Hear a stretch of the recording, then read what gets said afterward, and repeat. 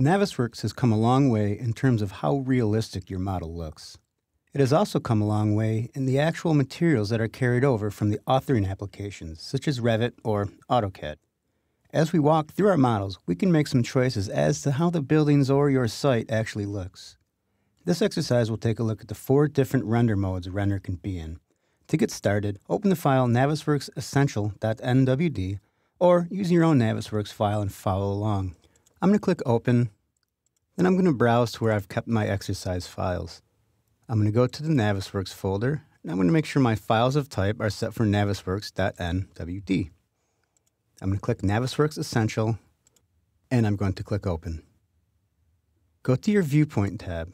Now, as we can see, we have some render styles over here. For the mode, click the drop-down and see that we're in full render. What this means is that all the materials that were appended to the model in the authoring program, such as Revit, will show here. Let's look at shaded.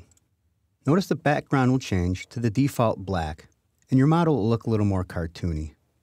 For the mode, let's go to wireframe. This can get very difficult to see.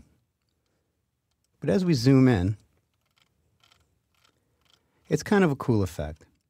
You can see down into the rooms and see the piping and those types of items that supply those rooms. Let's select the mode again, and let's go to Hidden Line. This gives it more of a CAD feel, and gives it more of a perspective line of sight type of a feel. I want to switch my mode back to full render. So I personally like the full render mode, but you might like one of the others.